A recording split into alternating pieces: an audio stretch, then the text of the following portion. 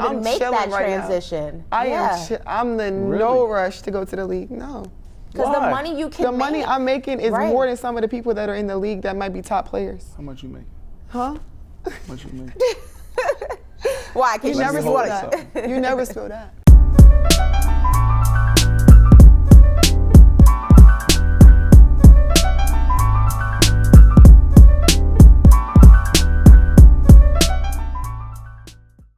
What's going on there, guys? We back with another one, and we got to talk more about Angel Reese and Caitlin Clark, but we're not going to focus on the negativity that the media has portrayed over the last few days. We're going to talk about the positive that has come from all of this. So not to talk junk about it, we all covered it, but there's something positive that came from this, and I'm going to tell you what it is. And I said it in my old videos too.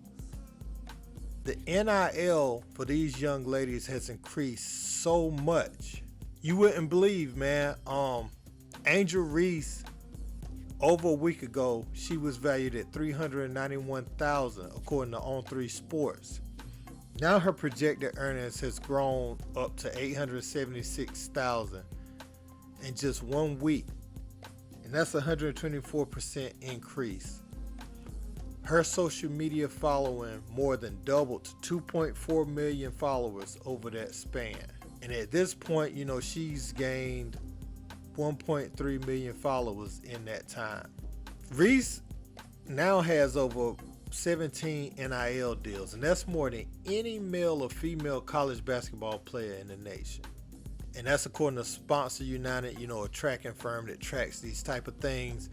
And some of those deals include Coach, TurboTax, McDonald's, Bose, like the headphones, and Sparkling. You know, the sparkling drinks or whatever. And she's expected to get a lot more. You know, you see Angel Reese doing things with Raising Cane's and other things on her social media page. So that's just a few of the deals that has come her way. And let me say this before I continue. If they would have just played the game and the game would have ended and it wouldn't have had none of the taunting at the end, then it would have never gotten here. And let me go a step further with that. If Caitlin Clark wouldn't have knocked off the Giant in South Carolina in dramatic fashion with 40 points, had all the media fanfare coming in, LSU the underdog with a chip on their shoulder in the same conference as South Carolina, came in, had a great game plan and executed it properly and was able to come out with the win, leading to Angel Reese taunting her back, this would have never happened. See how the perfect storm happened and people made it so negative, even with this White House controversy, which LSU accepted their invite as a team, and Angel Reese says she's going to do what's best for the team, so she'll be there. All of this has been positive for the women's game. The national championship game, you know, it attracted over 9.9 million viewers.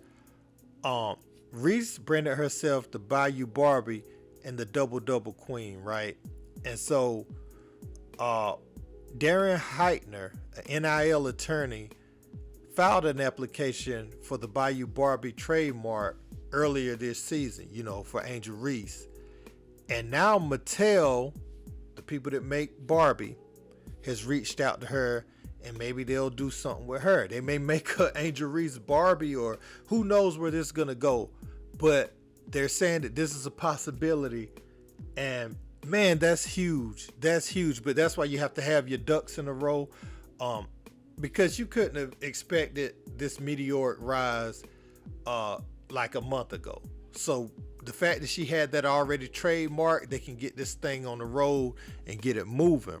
Now, Caitlin Clark, her NIL valuation has increased $547,000 over the last week and is up to $739,000 herself.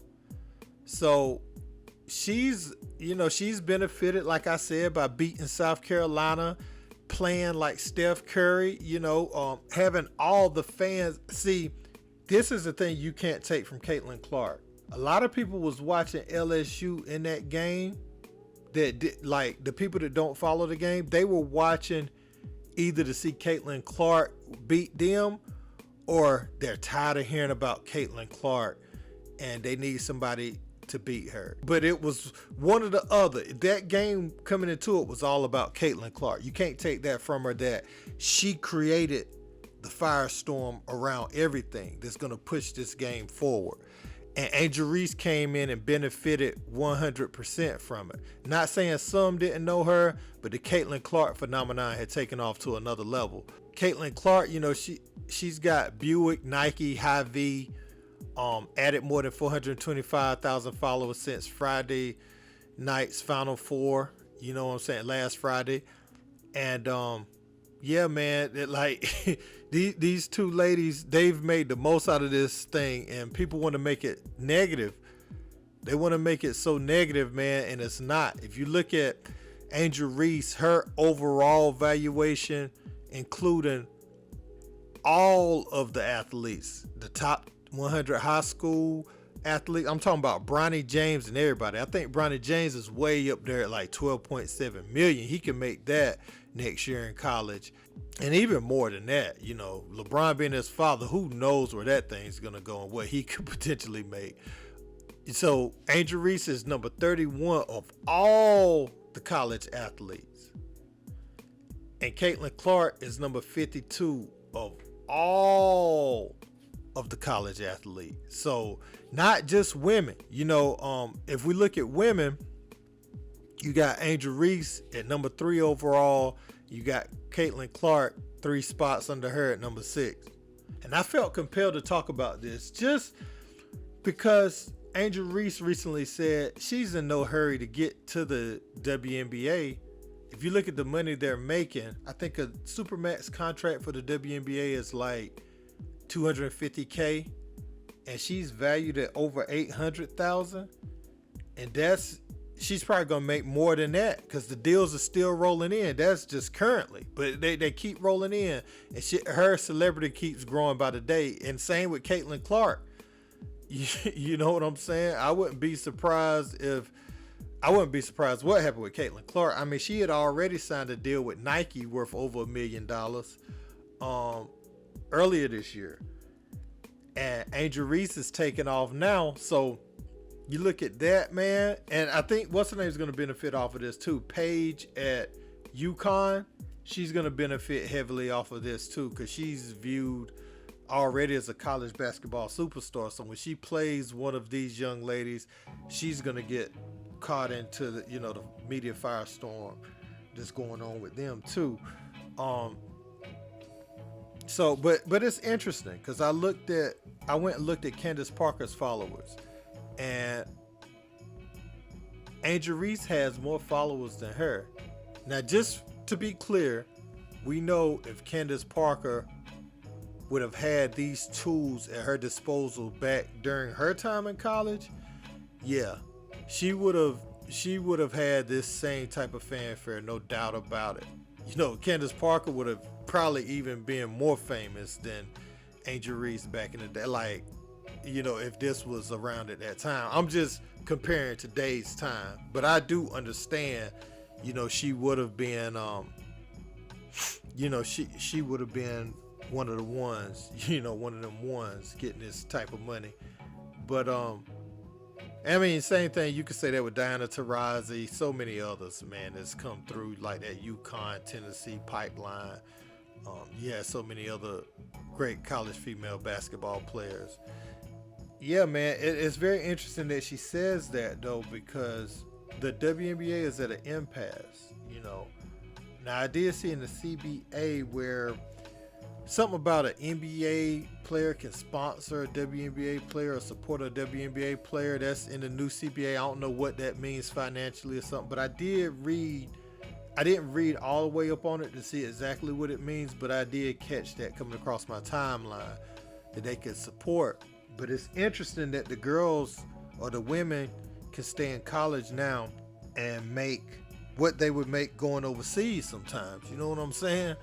And their people can see them play here in America. So the WNBA got some stuff to figure out now. Yeah, it could be true. These ladies could be pushing the game forward in real time. So when they get to the WNBA, it could generate more revenue. Yes, that's very possible. They need their Michael Jordan. Well, first they need their Bird and Magic rivalry first to push the league up, and then they gonna need a Michael Jordan to come through.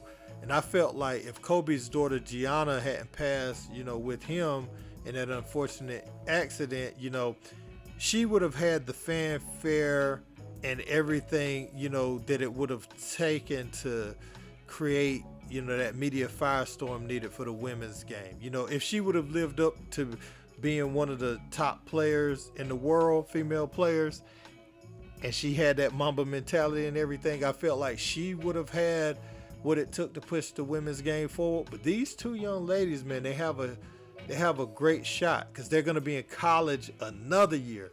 So we need them to play in the regular season. We need hopefully they meet in the NCAA tournament again. It don't have to be in the national title game, but it would be nice for it to be like Sweet 16, Elite 8, or something like that. They met again and they had to play. Just for the women's game, because we're looking forward to seeing those two compete again. But I did find it interesting, man, that a lot of people are trying to spin this so negatively, and it could be viewed as negative in the moment. But if you just play the game, LSU walks off the court after blowing Iowa out and they just celebrate, then we just go, we see it, next day nothing. But we'll see it like the next day they won and that's it, bam.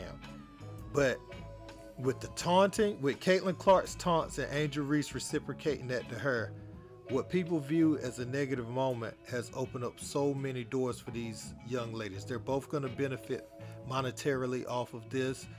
And, the deals are still rolling in. They talked about it more than the men's national championship game. So I'll let y'all be the judge on if that was negative or not, their interaction at the end of the game, or did it benefit the long-term goal of pushing the women's game forward?